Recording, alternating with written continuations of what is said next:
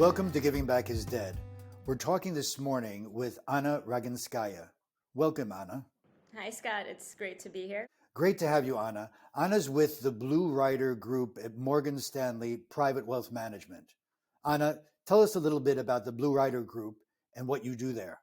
So the Blue Rider Group is a team within Morgan Stanley that focuses on the arts and cultural community. The majority of us have backgrounds in the arts as well as finance, and we work with nonprofits, foundations, and families, helping them think about investing and also philanthropy and other financial services. We also actively support exhibitions, books, and events. Coming up soon for us is a show about the cowboy at MCA Denver. We are recent supporters of Prospect New Orleans. We really love the art community and giving back to it. And who are the clients who actually take advantage of the fact that Morgan Stanley has this group? And what type of clients do you have? So it's split about 50-50 between families and nonprofit clients, which they could be grant-making foundations or they could be operating nonprofits. I spend a lot of time in the nonprofit world, primarily clients in the visual arts, but also increasingly performing arts and music. And our core business is investment management, so we're investing in endowments for these clients, but also helping them think strategically about how they engage in the broader cultural community and how the way that they invest can be a strategic priority for them as well. I mean, it would seem to me that the fact that Morgan Stanley Wealth Management Group has this particular activity available to his clients is a real plus. Sure. So, I mean, just to clarify, we're not like a centralized resource at Morgan Stanley. We're our own, a small business within the firm that's really kind of narrowly focused on the arts and cultural community. And I think that our client base is very simpatico with who we are. We do a lot of kind of cross-pollinating between our philanthropically minded clients and the nonprofits that we work with. But most of the people who we work with kind of came to us through some series of relationships we have with the broader art community. Understandable. So, Anna, in our discussions outside of this podcast, I've understood that you come to this space of working on giving to the arts as a result of a rather moving personal story. I wonder if you wouldn't mind talking to us a little bit about how you've come to philanthropy and to giving to the arts in particular. Sure. I mean, I feel very lucky and privileged to be a part of this community. And I think the reason that I came to working in the art world and kind of ending up in this industry that merges my interest in art and my interest in business goes back to a very formative experience that I had in high school. Before I get there, though, I should probably wind back. I was born in Ukraine. I came here when I was 4. My parents moved to New York City, and I'm a product of the New York City public school system. And when I was in high school, I started going to an after-school program at the Met that was run by a really visionary educator in the museum space, Rika Burnham, who went on to run education at the Frick and has published a really amazing book called Teaching, I think it's Teaching in the Art Museum. The whole premise of the way she ran this program was basically we'd show up, pretty motley crew, after school on a Friday, kids from all over the city, and we'd take a chair and we'd sit down in front of one artwork anywhere in the Met. You know, it wasn't sort of subject or time period specific. And we would free respond to this artwork. She wouldn't tell us the name of the artist. She wouldn't tell us the title of the piece. But basically, over the course of this like focused 45-minute long discussion, we'd really tease out the most important aspects of that artwork and also situate it in its like scientific, political, philosophical context. And this, for me, was just a transformative way to learn. And when I went to college and sort of had the ability to choose my course of study, it was this really formative experience with art that revealed to me that A, this was something I really loved doing, but B, I could really use art as this portal to explore all these other subjects that I was interested in. So I saw studying art history as this like infinitely expansive field rather than something that sometimes is perceived as limiting or niche. So basically, going back to it, I went to college, I studied art history, and then I found myself wanting to end up in a field that was maybe a little broader than like remaining in academic art history. And at that point, just got very lucky. I started looking for jobs in finance and effectively found my way to this team almost immediately after college. So, and that's effectively where I've been and what I've done. So when I think about arts, when I think about the arts and the power of the arts, for me, this question of public arts education is one that is just personally very resonant because it is essentially how I got to where I am today. So public arts education, you think, is an essential element to the whole philanthropic infrastructure in the arts? I think that it's one of the most tangible areas. I think that, one of the questions I know you're interested in is around donor preferences and the way that they're changing over time. And I think narrowing in on arts education gives people that fills that need for social change narratives that I think donors are very eager to grasp in justifying where they allocate their resources. Anna, tell me a little bit more about that. You know, everyone, all of the nonprofits talk about art education. And in particular, when I'm talking to NextGens, they tell me that whether institutions are small or large, when they're trying to attract them as donors, they always say the same thing. They always say the institution has an extraordinary director, they have an extraordinary program, and they all say they have educational outreach, and they tell the donor that they should give. It seems to me that the institutions have an intrinsic sense of their own impact, but they're actually unable to communicate what is real impact. I think we have to be able to address these concerns on the part of the next generation of donors. Sure. So I think that when we talk about arts education specifically, there's like a couple of statistics that I came across that I think are really fascinating. So, for example, one, students with high arts participation and low socioeconomic status have a 4% dropout rate. That's 5 times lower than their low socioeconomic peers that aren't engaged in the arts.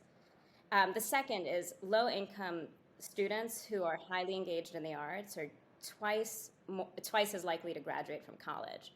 So I think that highlighting statistics like these, which are about the intrinsic value of the arts, because the arts allow you to build that creativity, they allow you to build empathy, it's about creative problem solving. These are really like the skills that you need to learn to become a productive member of the workforce, which is what society cares a lot about, or like build savings, which is something that we on a national level are encouraging people to do. The arts are actually, I think, a pretty good tool for building those habits that on the whole allow people who are coming from difficult situations to build better and more productive lives over the long term.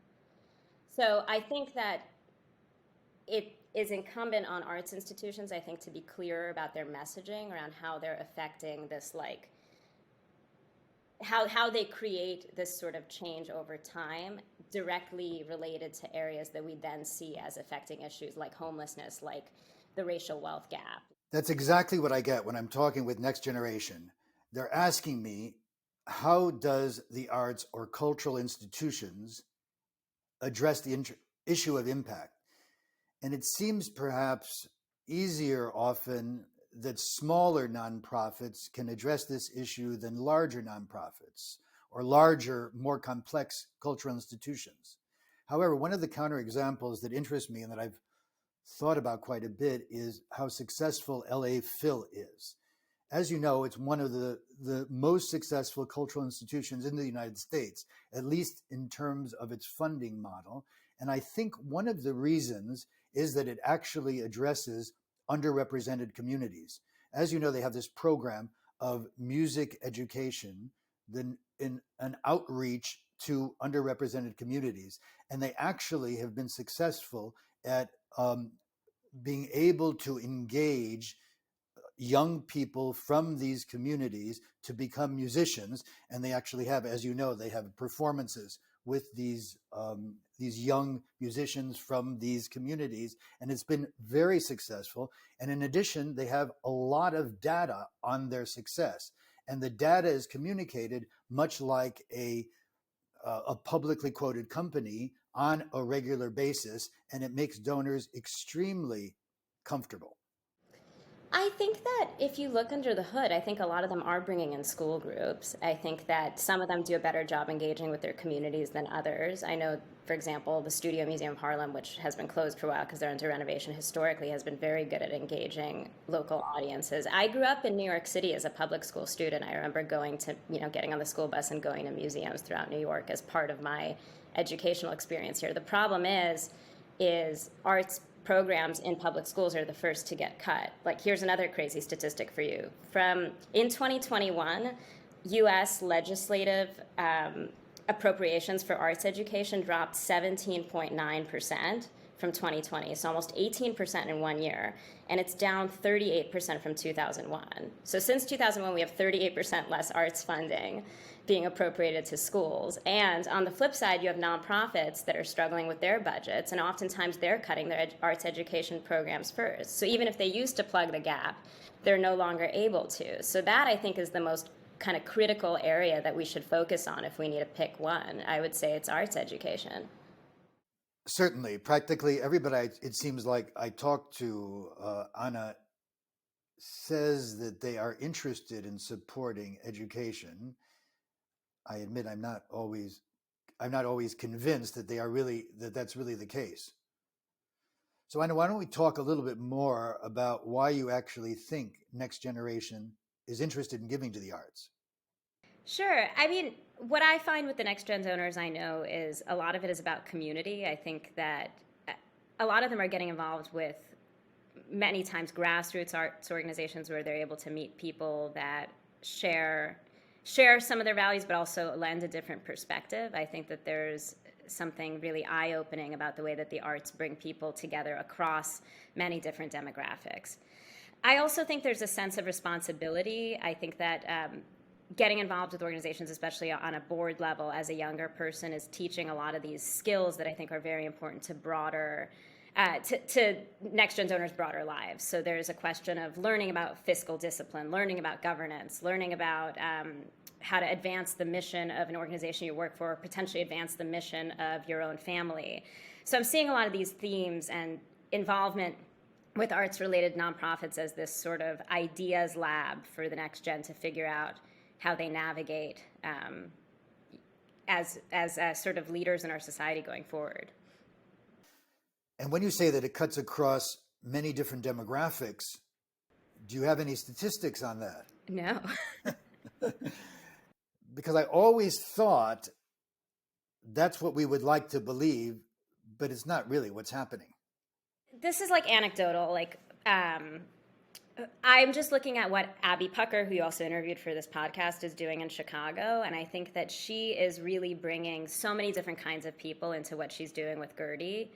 And, you know, it truly, I think when I meet people through her network, it's like I'm not meeting people who are just like her. I'm often meeting people who come from radically different backgrounds. But I think it's also a question of who you are as a person. And I think that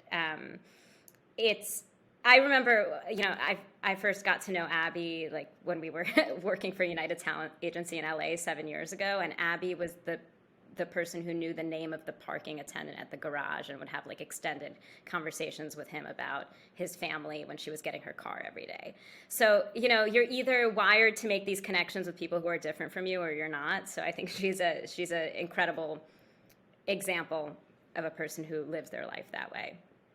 Well, you're right, because I just saw her in Paris and I was fascinated by her new project, Gertie.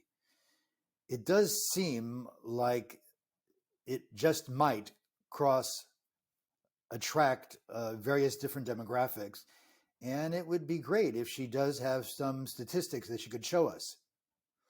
Another small example, which perhaps you know, is at Centre Pompidou. And while I was working there, they had this idea of mobile Centre Pompidou. And it was having a mobile museum unit, go out into underrepresented communities, which really would normally not access or was not nearby any major institutions like the Centre Pompidou. So they had these mobile units that went out to these communities in mostly smaller communities, and it turned out, and they do have statistics on this, that the people who actually came and used the mobile units that came to look at, and they had some great works of art there, were the same educated upper middle class people, and their ambition of outreach to a different demographic really did not work. Well, I'm wondering what they put on the proverbial truck or the actual truck in that situation, because I think that what you're seeing a lot of museums do is really create programming that's not like, let's beam in this famous 19th century masterpiece to a community that doesn't relate to what's depicted in that masterpiece, and let's like source art from within that community and make sure we're speaking the language of the people who are visiting. Like, take the Bronx Museum. They've had programming that's very focused on what's going on in the Bronx for decades now.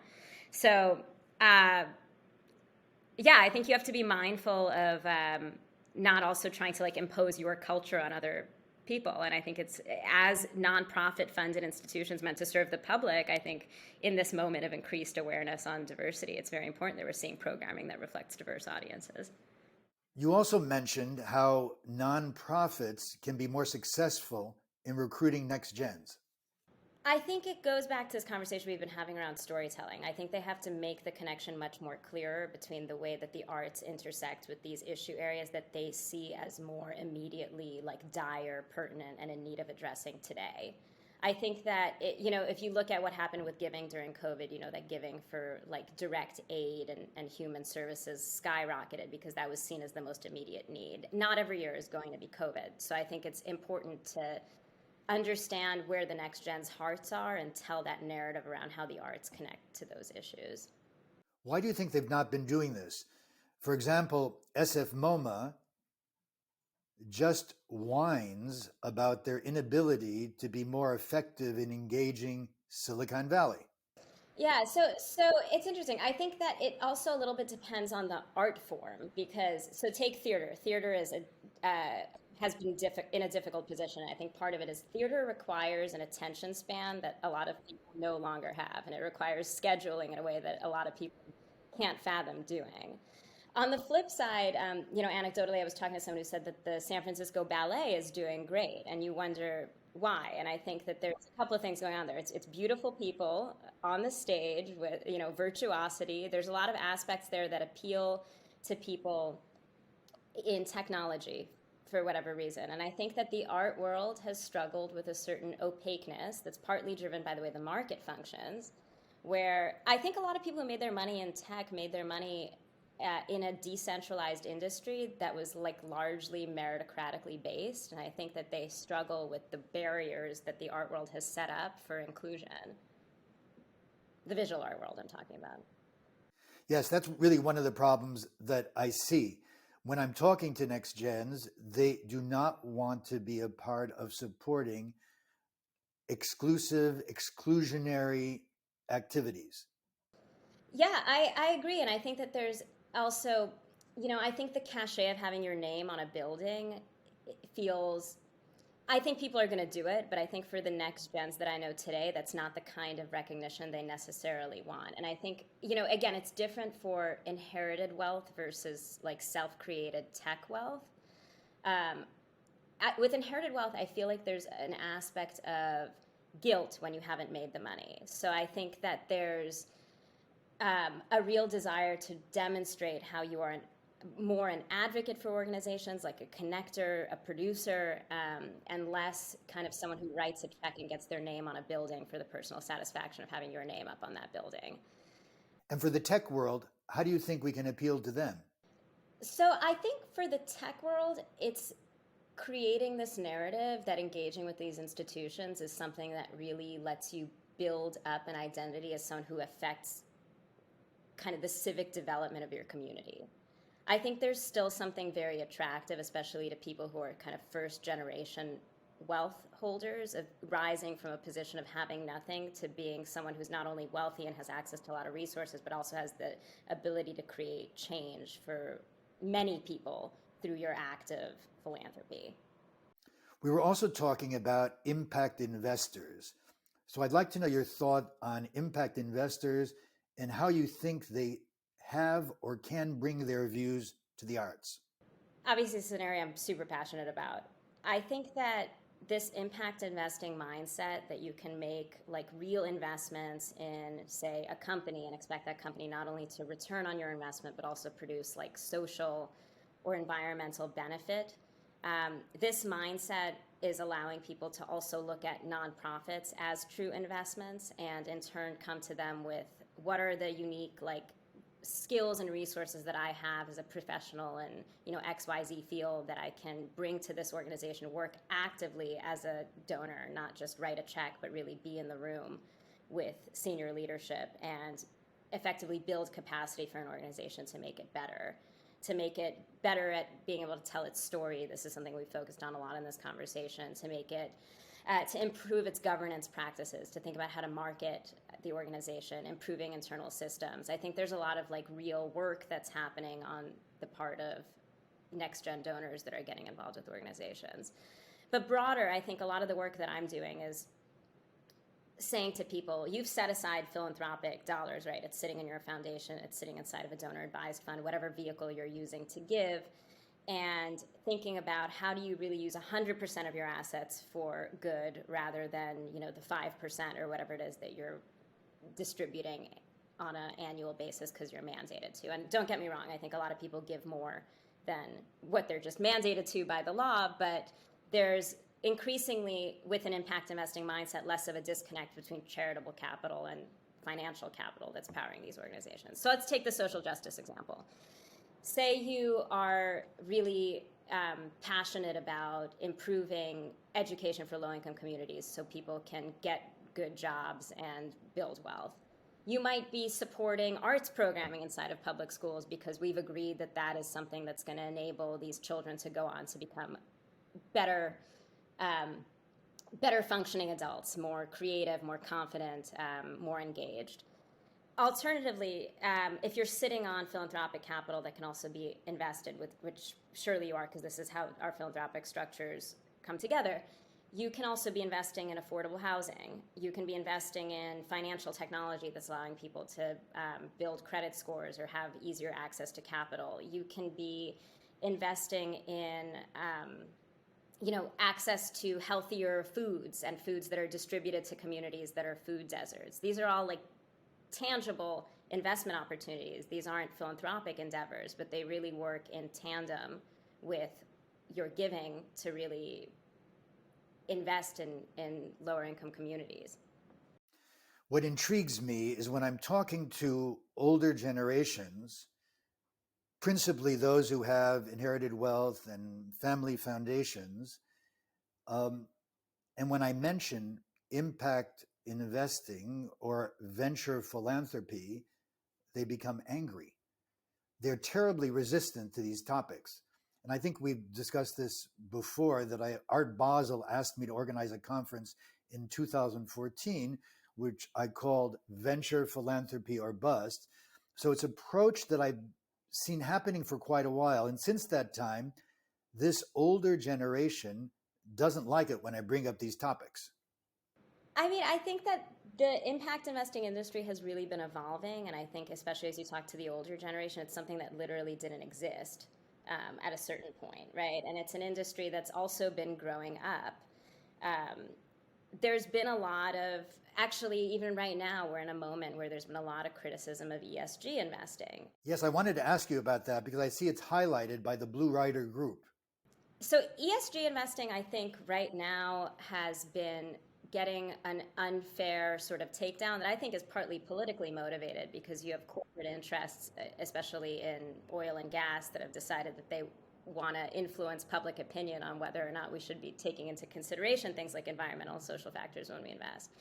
My feedback to that is, as an investor, you want more information and not less. And all ESG is doing is, taking into account other data points that we used to not consider that we've now realized pose significant risks. Certainly climate change, I think we agree, poses significant risks to a company's ability to operate. So I think that what's been happening in the last couple of months has been a lot of short-term thinking and short-termism. I think that the reason that environmental, social, and governance funds have underperformed in the last several months have been really connected to the fact that we have very high inflation in this country, and a lot of ESG funds own technology companies, which are very sensitive to interest rates when they're being valued over the long term. So there's been a natural decline in these valuations for high growth businesses that really are the economic engine of America. And the second, of course, is that these funds have been low on owning oil and gas, which we've seen oil prices skyrocket as a result of a land war in Europe that we never anticipated could happen in 2022. So I think that I anticipate that we will see a reversion to the history that we had been seeing over a long time, which is investing with this kind of lens isn't enhances returns, or at least lets you perform in line with your non-sustainable peers, and is not a consistent source of underperformance as people in the media would like to paint at this moment.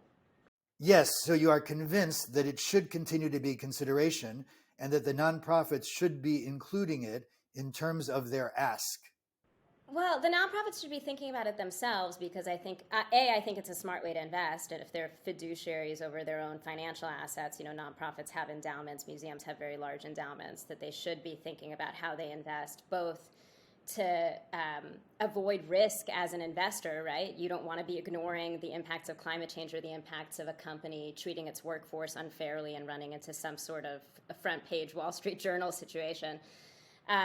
On the flip side, too, we're living in this very kind of activist moment. And I think you've seen this a lot on looking at who's giving to institutions. And we haven't seen people so much looking under the hood of how museums are investing. And it's, I think, a bit of a blind spot for institutions. I think that if they're not, if they don't know what they own today, someone else is going to discover it and be upset, perhaps, with what they find. Can we talk about the new tools involved with giving, such as donor-advised funds, recoverable grants, giving circles, etc.? So I think giving circles are interesting. I mean, obviously, this is something that's not totally new. I think people with like-minded philanthropic interests have been getting together to jointly fund initiatives for a long time. But I think that especially with NextGen wealth and people who come from multi-generational families, there's been an emergence of a couple of interesting groups that not only allow people with a similar background to meet each other, but allow them to collectively work on projects. And I think that people I've met who've been involved with these groups, like Nexus is one of them, the Impact comes to mind, actually find them extremely fulfilling and useful and helpful and a place for learning. On the donor-advised fund side, I mean, I think we've seen a huge trend towards donor-advised funds. I think especially with this is, again, where there's a difference between, I think, people self-created wealth versus inherited wealth. I think inherited wealth, you see a lot of private foundations still, because it's really kind of the family's legacy giving vehicle. Donor-advised funds are really useful, especially when someone is having a liquidity event. You're a young tech entrepreneur, you sell your company. It's a very effective vehicle for essentially offsetting your capital gains and income taxes in the year that you sell your company, and then you can take longer amount of time to figure out what your long-term giving strategy is. So the donor advised fund effectively is this pretty easy, nimble tool to create this checkbook from which you can give. You don't see the legislation changing relative to DAFs? It's an interesting topic because, right, there's no mandated give from the DAFs, so there's some criticism that you have a lot of charitable dollars locked up in the DAFs forever and not moving.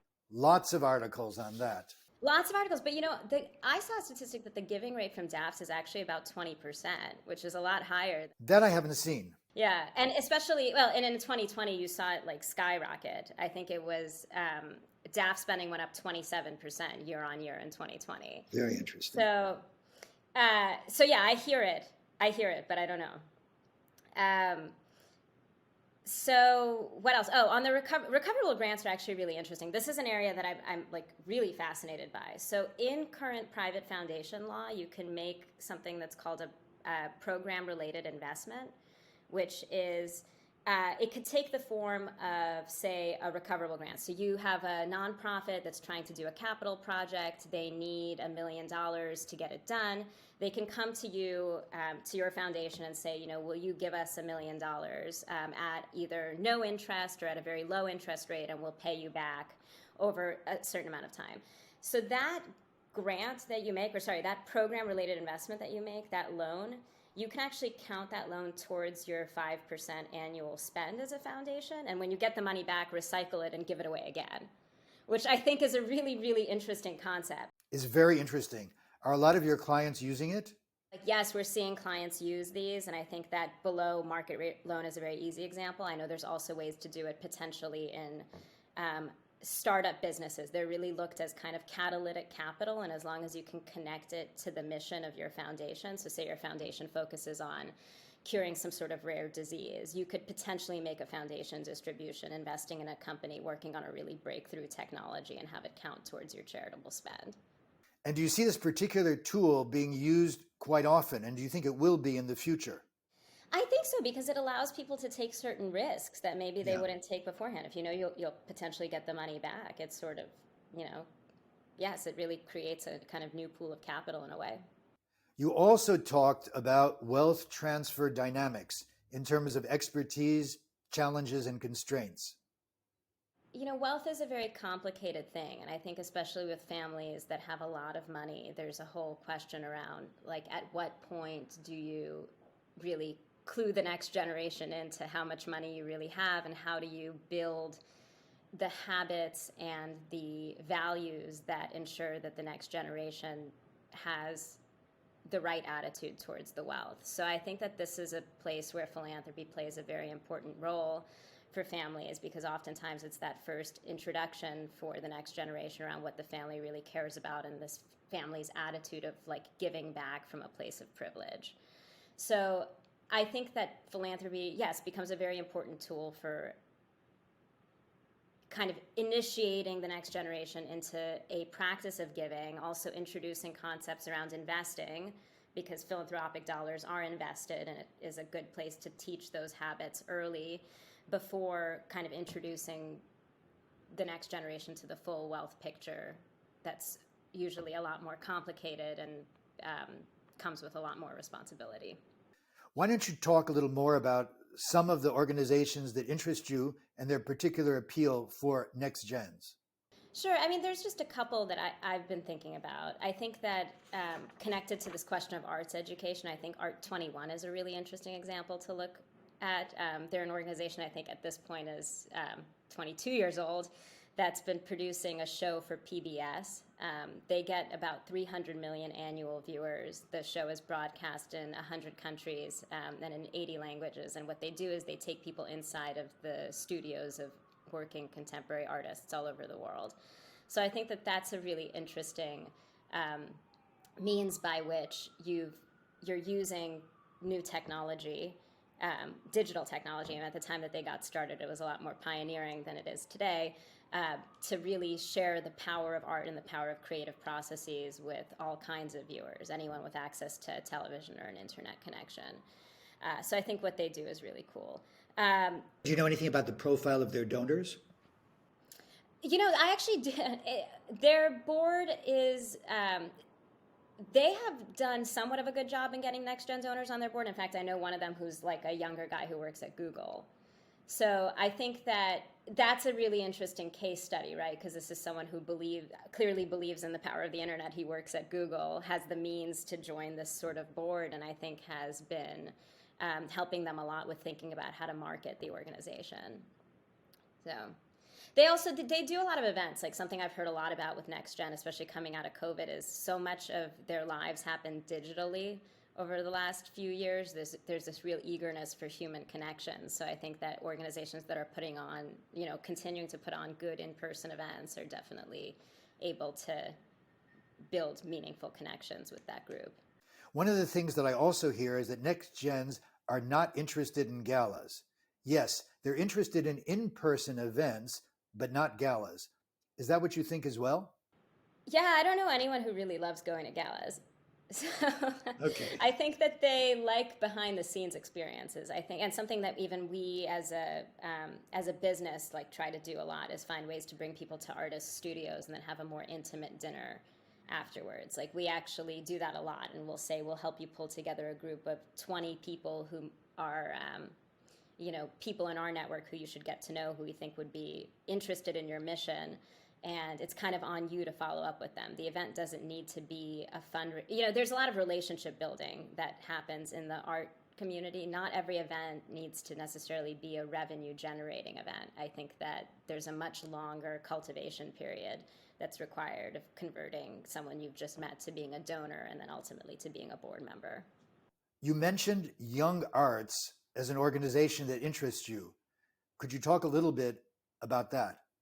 Yeah, I mean, so Young Arts is an organization that Sarah Arison chairs, and she's really amazing. And I think she's one of the people that folks in the art world point to as really this uber next generation philanthropist. She's involved with so many institutions. She's worked so hands on with them.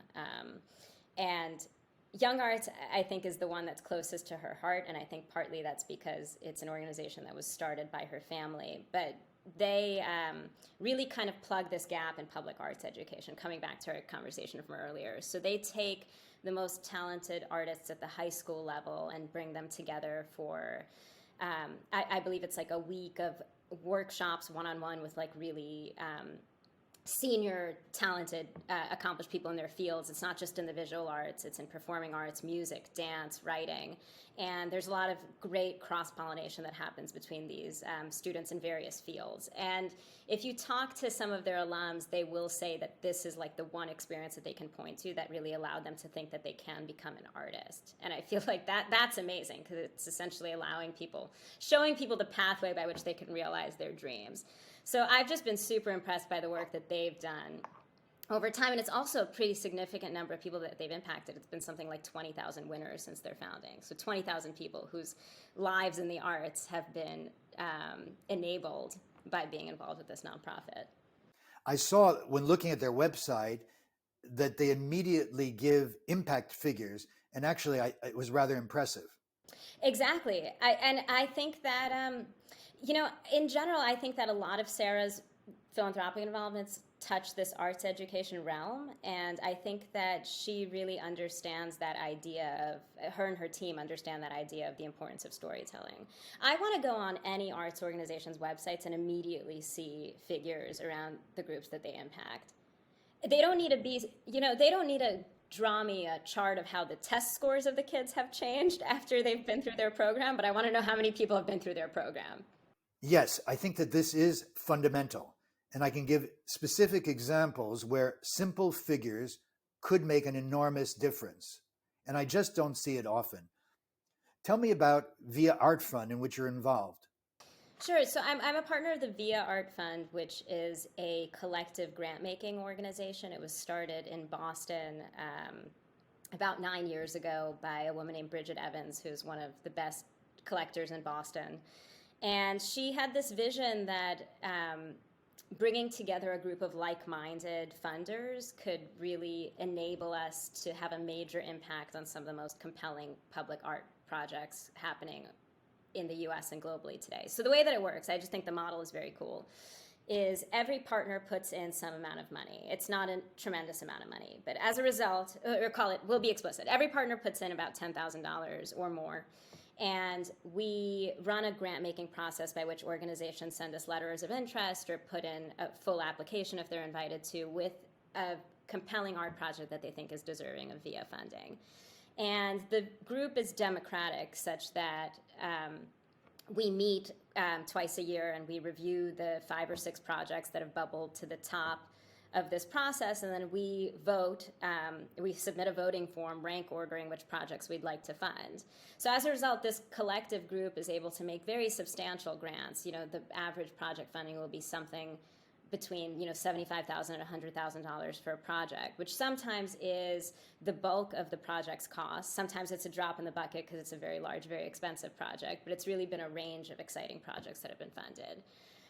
To give you some examples, I'm heading up to Mass MoCA in a couple of weeks. E.J. Hill, who's an artist who I've been very excited about for a long time. I just saw his work at Prospect, New Orleans. He has had a lifelong vision of building a real-life functioning roller coaster, and he's going to get to do it in Building 5 at Mass MoCA. So a working roller coaster inside an art museum, because this is a guy who's been fascinated by the idea of amusement parks as a source of joy, and particularly Black joy. I love that. So that's like the kind of dream project. We also supported Charles Gaines' Moving Chains project, which is opening on Governor's Island soon. There's been many, many projects over the years, and it's been a lot of fun to watch them go from the planning phase to the realization phase. That brings up the issue of diversity, which we haven't had a chance to talk about yet. How do you think that diversity plays into how NextGens think about where they should be involved? next gens with resources, I think, are particularly sensitive to coming from a place of privilege. And I think that there's certainly a desire for more of a balance in the way that we see people represented and have access to things in our society. So I think that this lens towards funding social justice projects or DEI work, I see that to be very top of mind for the next gen. Okay. Is there anything else? So basically, I think that arts organizations have been talking about diversifying their donor bases, certainly like coming out of the George Floyd moment. But the intrinsic problem is we have a huge racial disparity in this country. And if you think about where does trustee wealth come from institutions, it's two main areas, right? It's people who were successful entrepreneurs, and they might have been successful entrepreneurs 2 generations ago, and that's how the money was made. Or it's finance money. It's, the hedge fund managers that are able to make these, I'm talking really large, institutional, big museum level gifts. And I think one of the initiatives that I'm involved with that is most exciting and has the ability to potentially change this dynamic is around proactively investing in diversely owned businesses and diversely owned investment funds. Because really that's the root, that's what really creates that potential moment of wealth creation that essentially will result in multi-generational families of color that are then able to give back to these institutions. So the way that the art world and the philanthropic world is plugged into that is all of them are sitting on investment capital, and that's kind of the root cause decision making that needs to happen. As you know, we're in a difficult or complex period politically. How do you see this current political environment impacting the arts? I think boards have struggled with this because I think we can't simultaneously remove the key sources of funding from boards and diversify boards. Or stated another way, we can't immediately go to a model where our boards are a perfect reflection of what the actual constituency of our population looks like when the wealth disparities remain so severe between different groups. So I think that there's things that need to be working in tandem. I think we need to be addressing the root causes of wealth disparity. I think we need other models by which we can diversify the voices on boards, but still let organizations maintain a revenue model that will allow them to survive. And mind you, I think that against this whole background, I think we are going to see some shrinking of the charitable and nonprofit sector, because I think there's been kind of a explosion of organizations, and I think it's not necessarily for the best. I think there's consolidations that are smart that could happen. One thing I know arts organizations talk about a lot is they always feel like they're going to the same groups of people for funding. So where can smart consolidations happen that allow both organizations to maintain their missions but operate in a way that's leaner? Anna, thank you so much for taking the time to talk to us. I've enjoyed it enormously. You're an important voice in this space, and I'm going to count on us continuing to have a conversation. Sure. Thanks a lot, Scott. I'm super thrilled to be part of your podcast, and congratulations on launching Giving Back is Dead. Thank you, Anna. Be sure to check out our latest podcast and subscribe to Giving Back is Dead.